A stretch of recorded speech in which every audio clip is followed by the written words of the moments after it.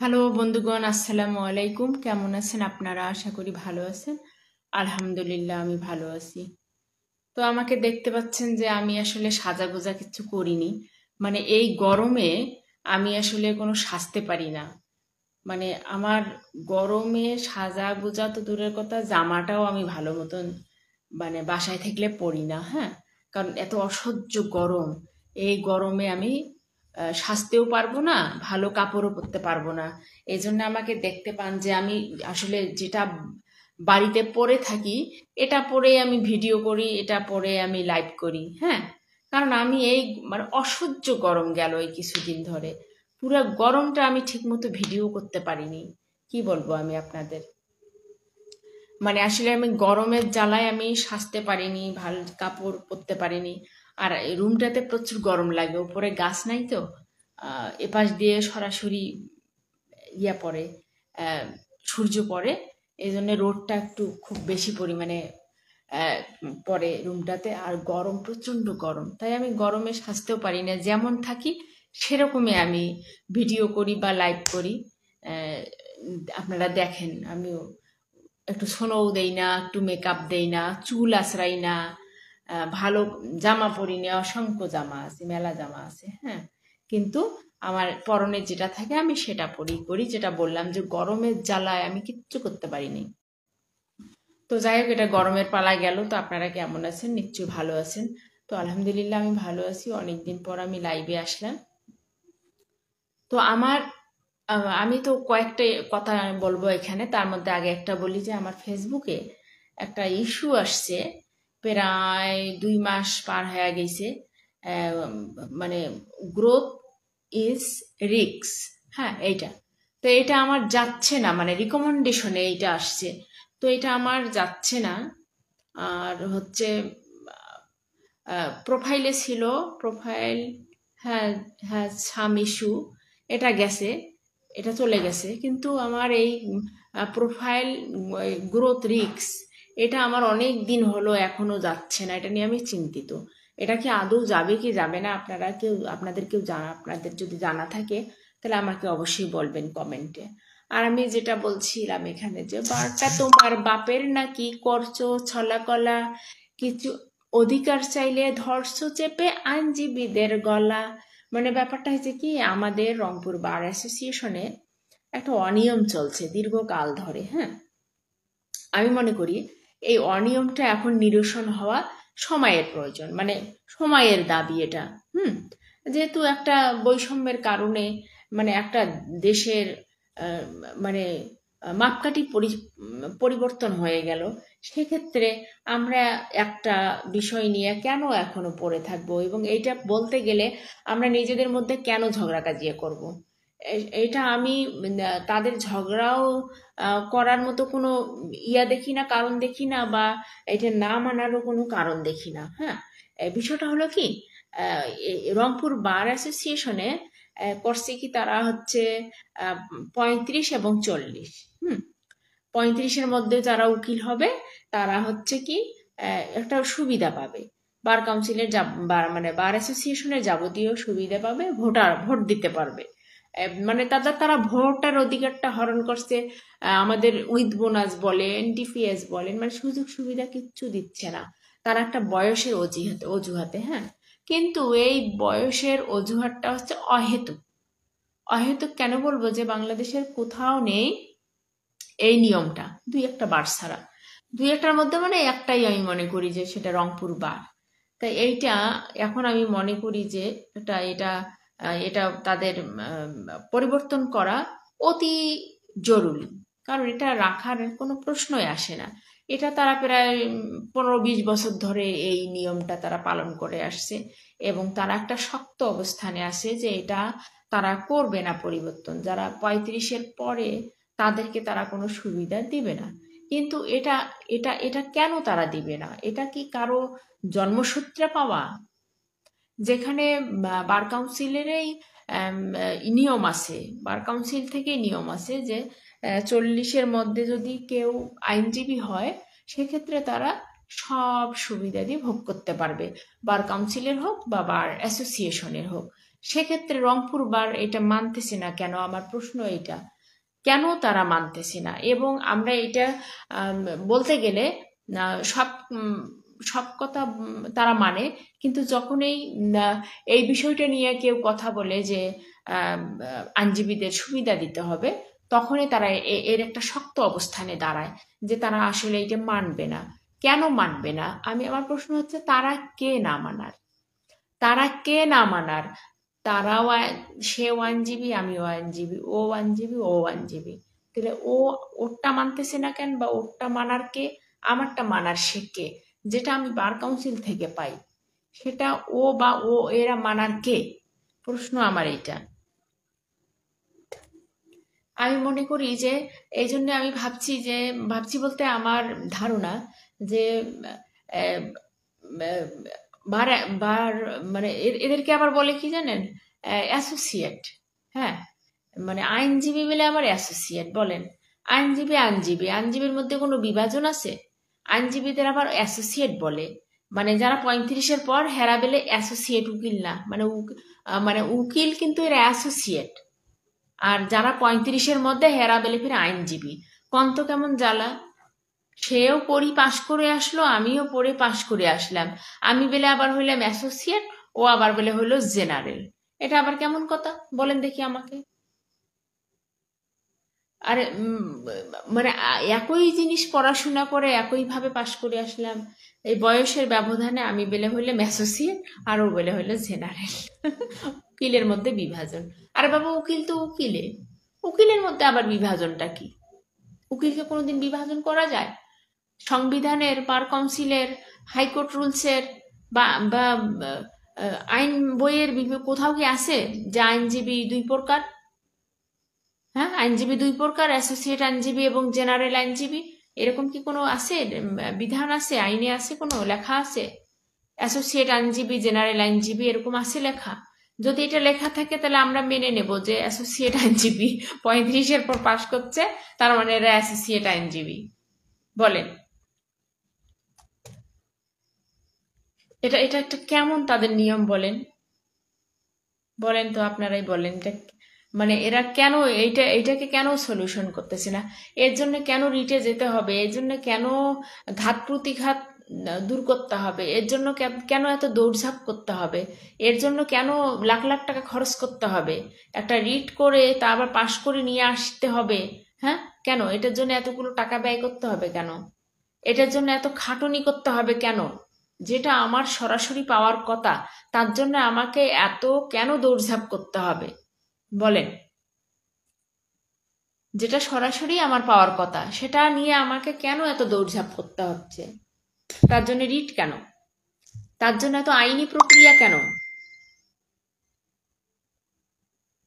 বলেন। মানে যে আমি আসলে কি বলবো বলতে পারছি না। যে একটা বৈষম্য এবং স্বৈরাচারের জন্য মানে একটা সরকারকে জনগণ কি করলো বলেন? মানে এটা তো সব জনগণই করলো, তাই না? স্বৈরাচার এবং বৈষম্য, অনিয়মের জন্য একটা সরকারকেই জনগণ কি করলো? সেক্ষেত্রে একটা গোষ্ঠী, এই যে আমাদের রংপুর বারে বারে একটা গোষ্ঠী এটা আদৌ মানতেছে না। তো এর জন্য কি করা উচিত আপনারা বলেন দেখি? এর জন্য কি করা উচিত? 3 বছর হইলাম উকিল হওয়ার, আমাকে এই সুবিধাগুলো দিলে আমার একটা ভালো হতো না? অথচ সেখান থেকে আমাকে বঞ্চিত করছে। কেন আমাকে বঞ্চিত করা হলো 3 বছর ধরে? বলেন। বাংলাদেশের পাশে একটা বার আছে, যে কুড়িগ্রাম বার অ্যাসোসিয়েশন, সেখানে আমি প্রতিনিয়ত যাতায়াত করছি, কোনো অনিয়ম নাই সেখানে। সেখানে যেটা বার কাউন্সিলের নিয়ম সেটাই আছে, যেটা হাইকোর্টের নিয়ম সেটাই আছে, এবং তারা আইনজীবীদের স্বার্থে অনেক ধরনের কাজ করতেছে। আর এখানে তারা আইনজীবীদেরকে কোনো স্বার্থ দিচ্ছে না, শুধুমাত্র মুষ্টিমেয় আইনজীবী ছাড়া বাকি আইনজীবীদের তারা বঞ্চিত করছে। ধরেন 17 সালে পরীক্ষা হওয়ার পরে একটানা 5 বছর পরীক্ষা হয়নি, 5 বছরে পরীক্ষা পাইছি।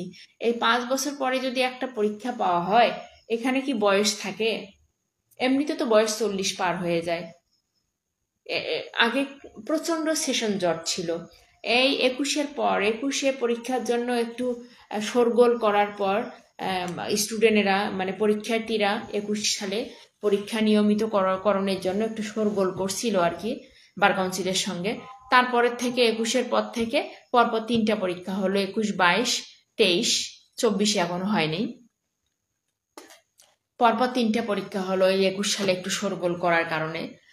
তাছাড়া তো আগে তো 3 বছর, 4 বছর, 5 বছর এরকম ডিফারেন্সে পরীক্ষা হতো। তো এই 3 বছর 4 বছর পর পরে যদি একটা পরীক্ষা হয়, তাহলে বলেন তো কিভাবে একজনকার বয়স থাকবে? 35-এর মধ্যে কিভাবে একজন, ধরেন, আচ্ছা ভার্সিটিতে কয়জনে পড়ে বলেন আমাকে? ভার্সিটিতে কয়জনে পড়ে উকিল হয়? সবাই তো মনে করেন অনার্স মাস্টার্স কমপ্লিট করার পরে মনে করেন পাস কোর্স থেকে সরকারি আইন কলেজ থেকে পড়ে পাস করে। ধরেন এদিকে অনার্স মাস্টার্স করতে করতে তো আপনার কত 30 বছর গেল। আবার যদি 30, 28 বা 27, 28 এরকম, এদিকে 2 বছরের কোর্স কমপ্লিট করতে আপনাদের সময় যায় কত? প্রায় 4 বছর লাগে। আমার 4 বছর লাগছে, আমি 2 বছরের কোর্স 4 বছরে কমপ্লিট করছি। তাহলে ধরলাম ওদিকে 32-33 বছর। এবং আপনি যদি একটা পরীক্ষা দিয়ে একবারে পাশ করলেন, তাহলে মাশাল্লাহ ভালো, আপনি 35-এর মধ্যে আসতে পারলেন। আর যদি বাই চান্স আপনি ধাক্কা খান, একবার ফেল করেন, তাহলে মনে করেন যে আপনি 40-এও উকিল হইতে পারবেন না। তাহলে তারা এই নিয়মটা কেন করবে বলেন তো আমাকে? এটা পুরো অন্যায় না? এটা পুরো অন্যায়।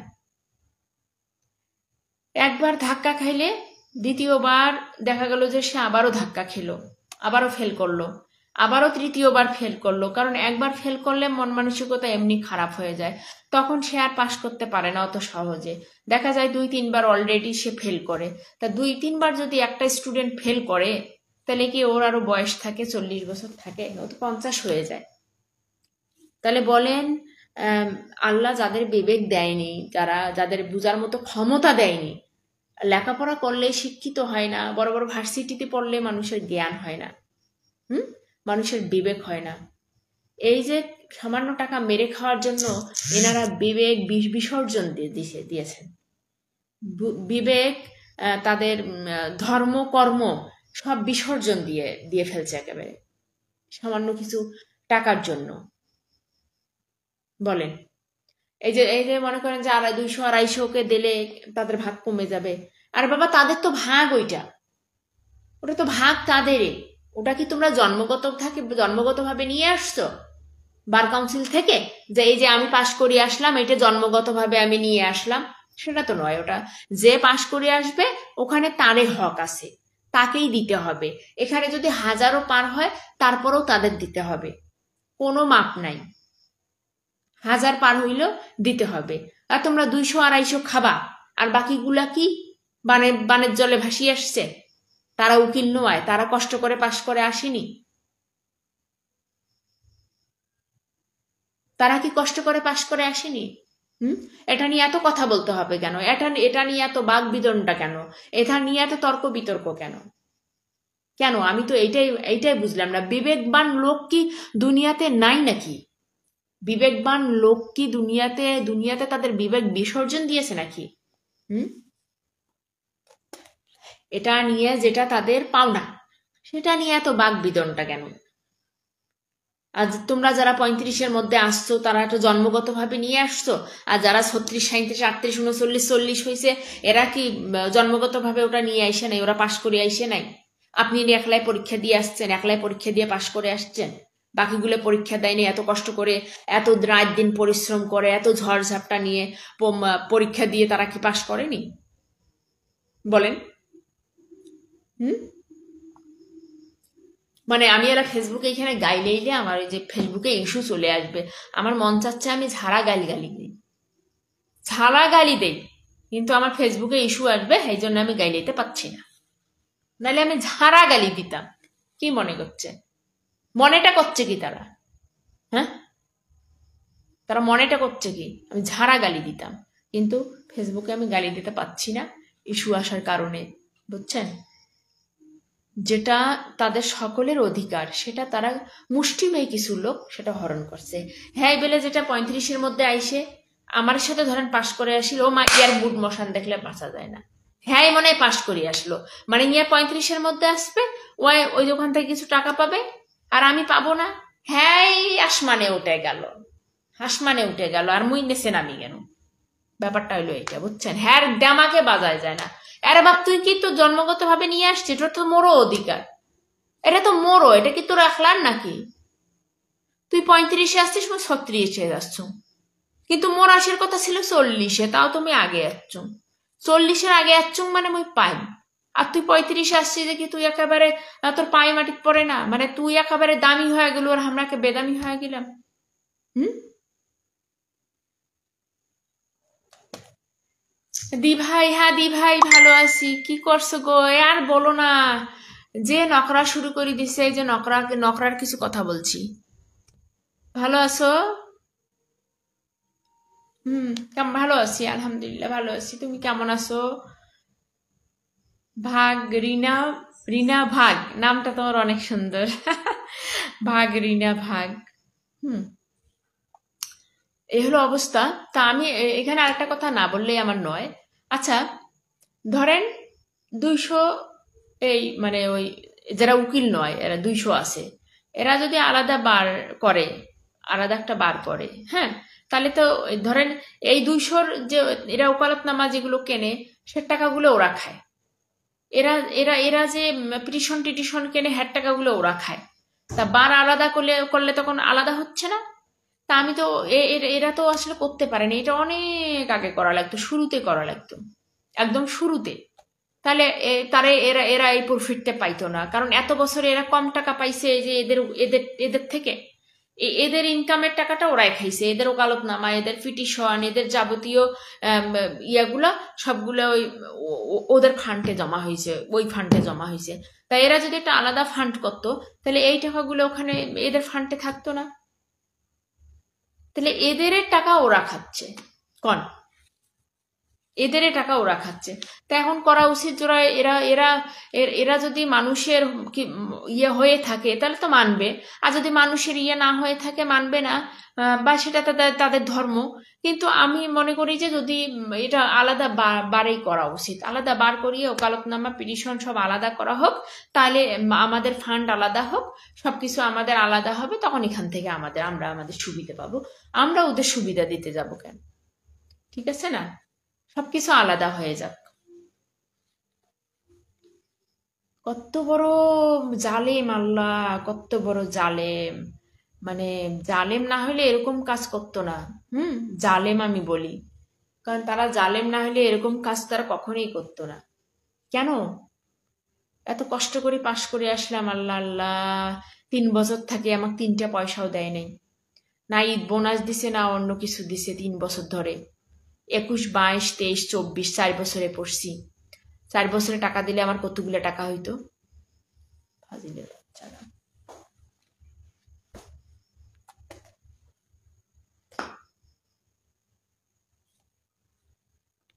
200, 250 উকিলক দিলে আমার ভাগ কমে যাইবে।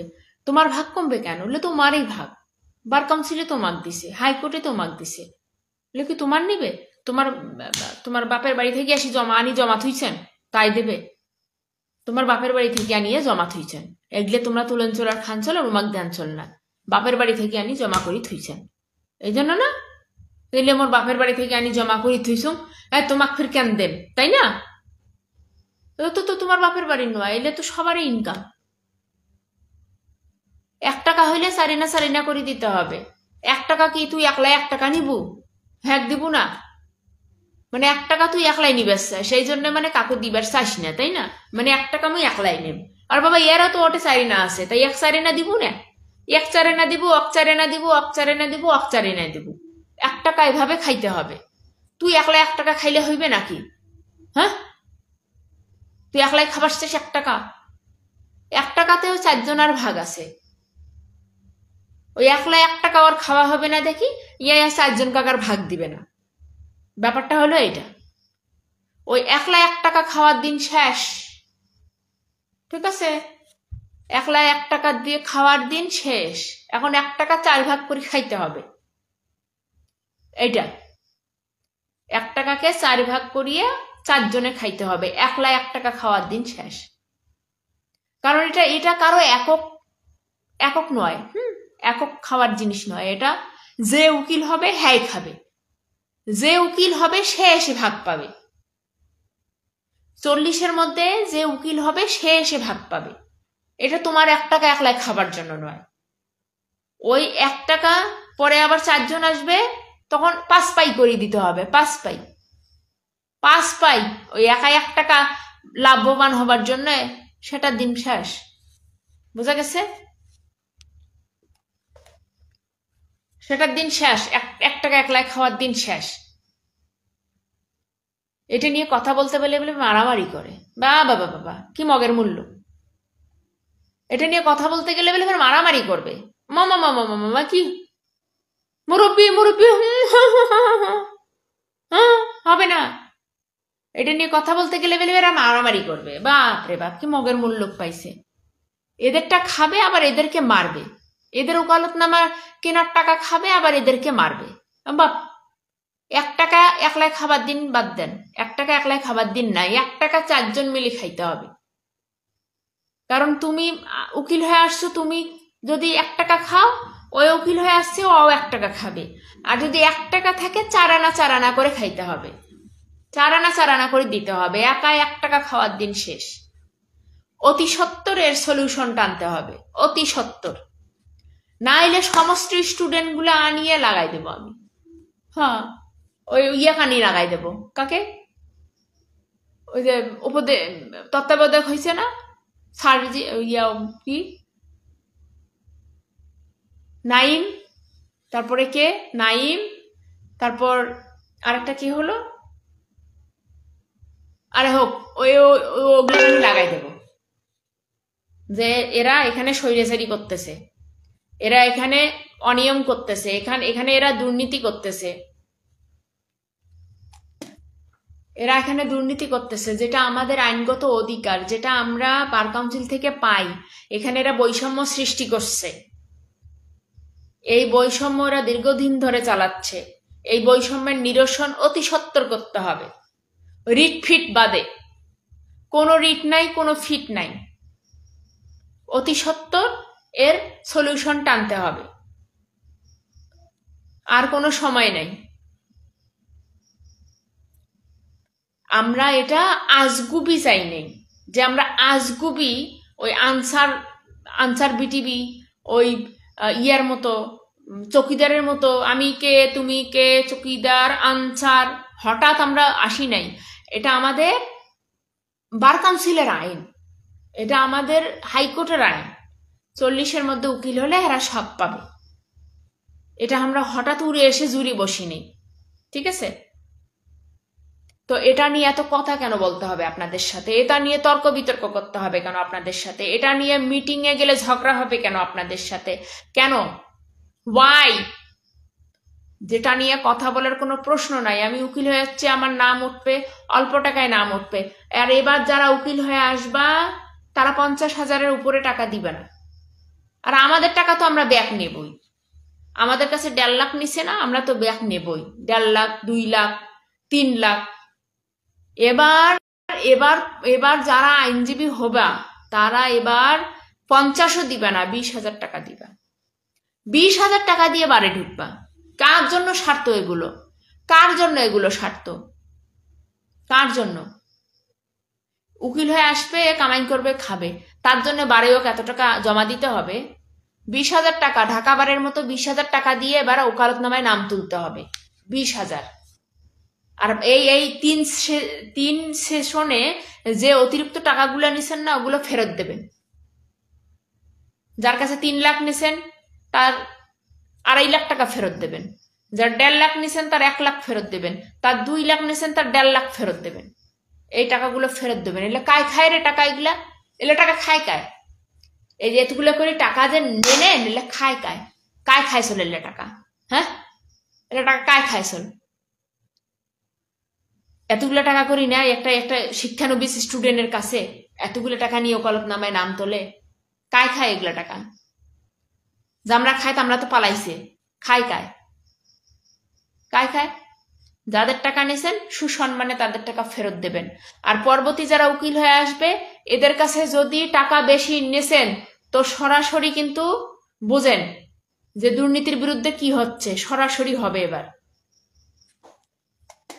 এবার 20,000-এর উপরে একটা টাকাও নিতে পারবেন না, একটা টাকাও নিতে পারবেন না। সরাসরি তাদের নামে তত্ত্বাবধায়ক সরকারের কাছে যাওয়া হবে। 20,000-এর একটা টাকাও বেশি নিতে পারবেন না। ঠিক আছে? এই বিষয়টা যদি আমার হাতে থাকতো না তাহলে। এবার যারা আইনজীবী হয়ে আসবেন তারা 20,000-এর এক টাকাও বেশি দিবেন না। আর আমাদের 3 সেশনের যেগুলো টাকা নিচে অতিরিক্ত এগুলো তারা ফেরত দেবে। আর যদি এবার বেশি করে টাকা নেওয়ার তারা চেষ্টা করে সরাসরি তাদের নামে কোথায় একদম যেখানে যাওয়ার সেখানেই যাওয়া হবে। যেখানে যাওয়ার, খালি যদি বেশি টাকা নেয়। এরা কারা নেয়? এটা কায় নেয় হুদয় কায় নেয় এই টাকা নেয় কায়?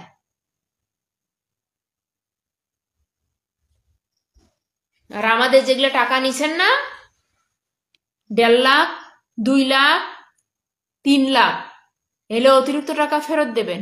50,000 যেগুলো নিছেন যাদের কাছ থেকে তাদের সমপরিমাণ টাকা নিয়ে বাকি টাকা ফেরত দেবেন। আর তাড়াতাড়ি আমাদের ডিপিএস এর ব্যবস্থা করবেন। তাড়াতাড়ি আমাদের ঈদ বোনাস যে 3টে মিস গেছে না, 3 ঈদ গেছে, 21-এর ঈদ, 22-এর ঈদ, 23-এর ঈদ, 3 ঈদ বোনাস মোর কাছে পৌঁছা রাখবে তাড়াতাড়ি। 3 ঈদ বোনাস দেবেন। যারা এই 3 ঈদে উকিল হয়েছে, যারা পায় নাই তাদের 3 ঈদের বোনাস দিবেন। যাদের বোনাস দেন নাই এই 3 ঈদ গেল, 3 দুগুণ 6 ঈদ, 3 সালে 21, 22, 23, 3 দুগুণ 6টা ঈদ, মানে 2 ঈদ তো দেন নাই, 1 ঈদ দেন। 1 ঈদের বোনাস দেবেন। তা কায় দেন? তোমরা দেওয়ার কায় রে? তোমরা দেওয়ার কায়? হ্যাঁ, 3 ঈদের বোনাস দেবেন। ডিপিএস অতি সত্বর চালু করো আমাদের, অতি সত্বর।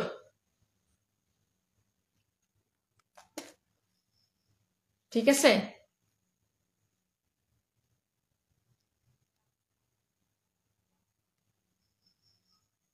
বাকি অতিরিক্ত যেগুলো টাকা নিছে তাড়াতাড়ি ফেরত দেবেন। জামরা নিছে তো আমরা তো নাই, এখন তোমরাই দাও। তোমরা যাকে কয়জন গেছেন তোমরা দাও।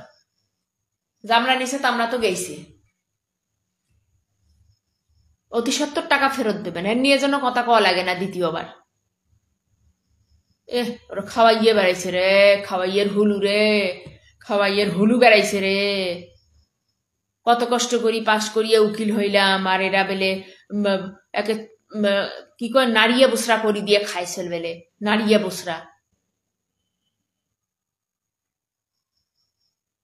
অতি তাড়াতাড়ি ডিপিএস এর ব্যবস্থা করিবেন, অতি তাড়াতাড়ি। অতিরিক্ত টাকাগুলো ফেরত দেবেন। ভোট মুই না দাও, ভোট তোমরাই দাও। আমার দরকার টাকা, তোমরাই ভোট দাও। ভোট কার ভোট নেয়? এই যে ভোটের জন্যই তো এত কিছু হইল। সবাই ভোট দেবে, সবাই ডিপিএস পাবে, সবাই ঈদ বোনাস পাবে। জন্মগত অধিকার নিয়ে আসছো 35-এর মধ্যে আসিয়ে, ওটা থেকে আসিয়ে জন্মগত অধিকার শুরু করছো। আর আমরা বানদ ভাসি যাচ্ছি। আমরা কষ্ট করি নাই, আমরা উকিল হই নাই। আজ এই পর্যন্ত, পরে আবার ঝাড়া হবে। ওকে।